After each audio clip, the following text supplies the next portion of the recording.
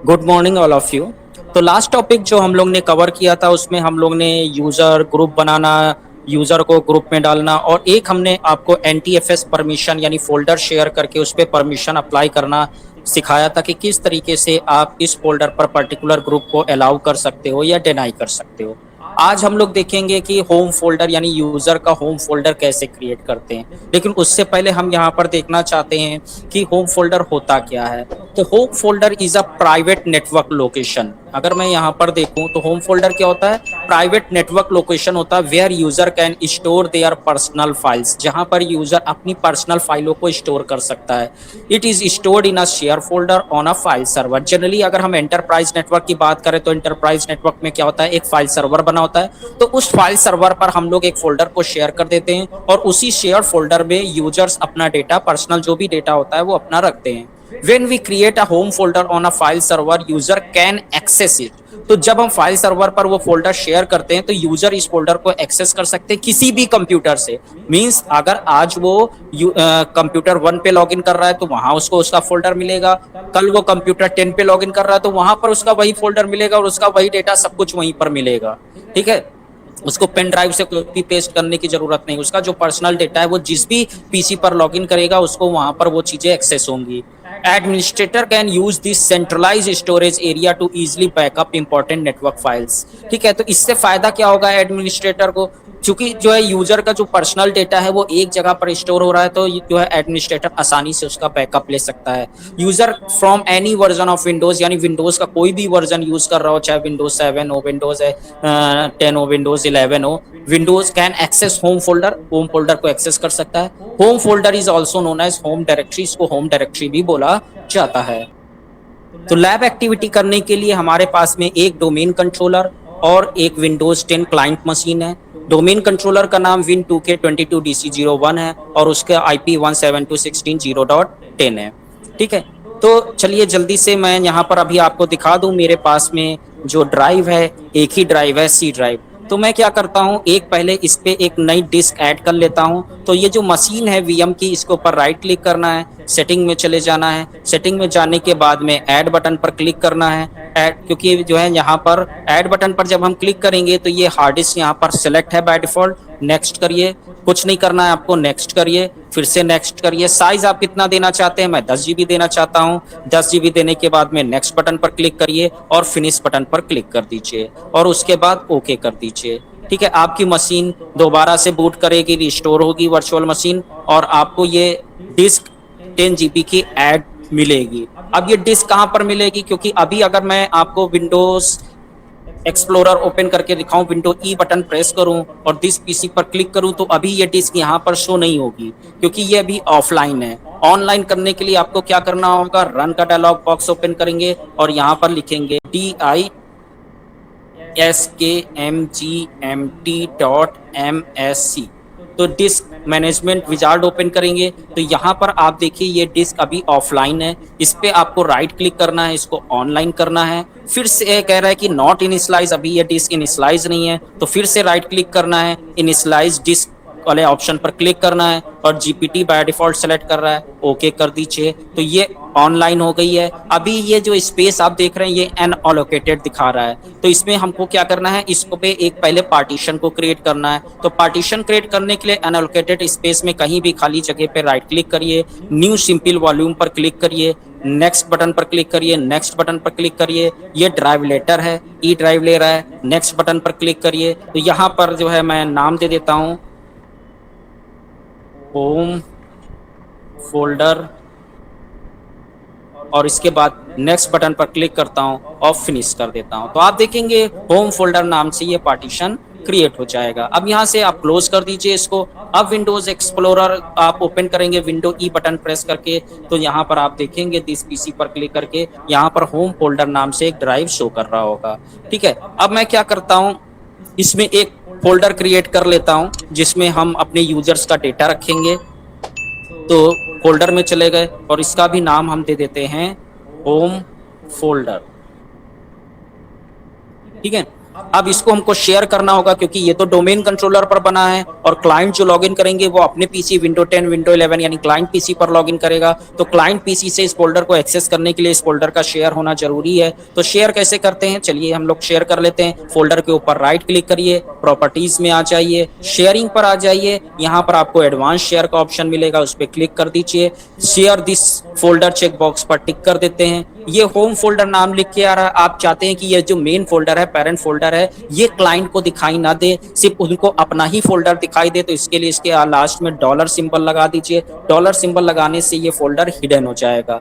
ठीक है, फिर परमिशन टैब पे चले जाइए और सभी को फुल परमिशन दे दीजिए। अप्लाई कर दीजिए, ओके कर दीजिए, फिर से अप्लाई और ओके कर दीजिए।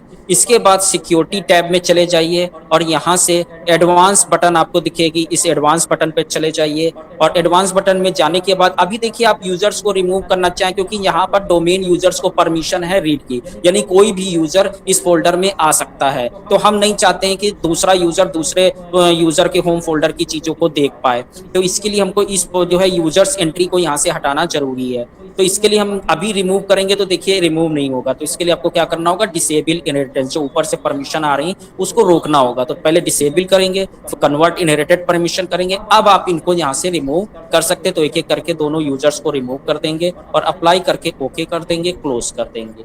ठीक है, अब हमको क्या करना है, जो यूजर हम कहाँ बनाते हैं, active directory user and computer में बनाते हैं। तो जो यूजर्स आपने बनाए हैं उनमें इस फोल्डर का पाथ आपको सेट करना है। अगर आपने क्लोज कर दिया और वो पाथ आपको कॉपी करना आप भूल गए तो यहाँ पर आप फिर से प्रॉपर्टीज ओपन कर लीजिए और शेयरिंग वाले में चले जाइए। तो ये पाथ आपको दिख रहा होगा, इसको आप इस तरह से कॉपी करके राइट क्लिक करके कॉपी कर सकते हो।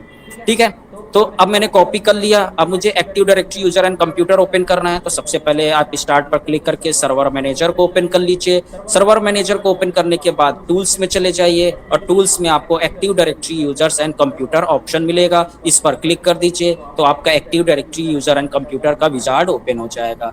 यहाँ पर मैंने एचआर डिपार्टमेंट नाम से एक ओयू बना रखा है, उसके अंदर यूजर्स नाम से ओयू बना रखा है।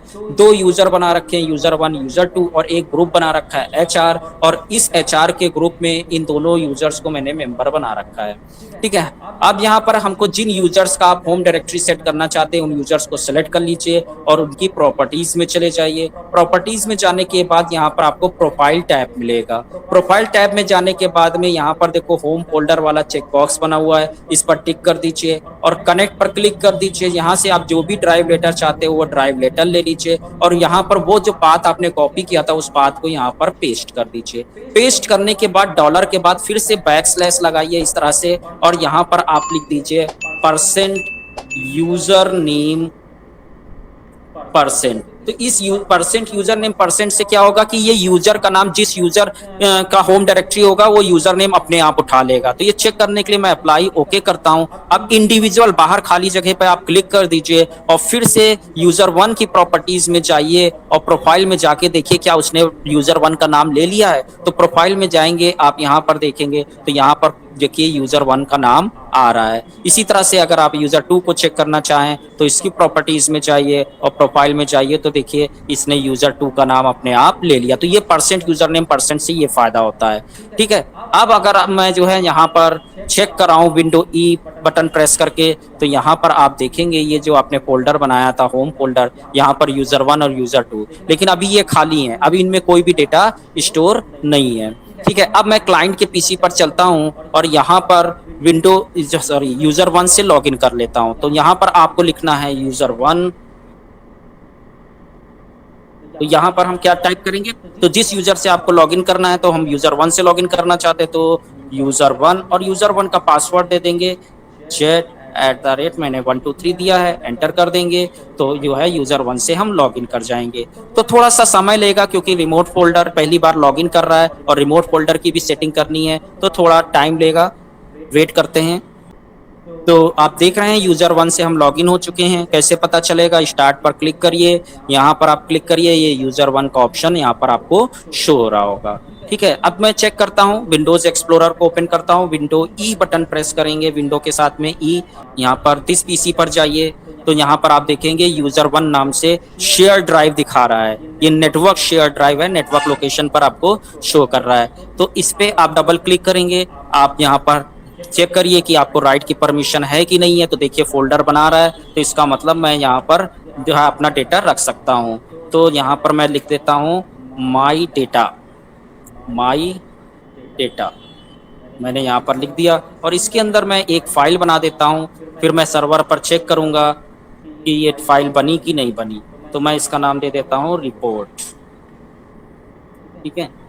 डबल क्लिक करके ओपन कर लेता हूँ।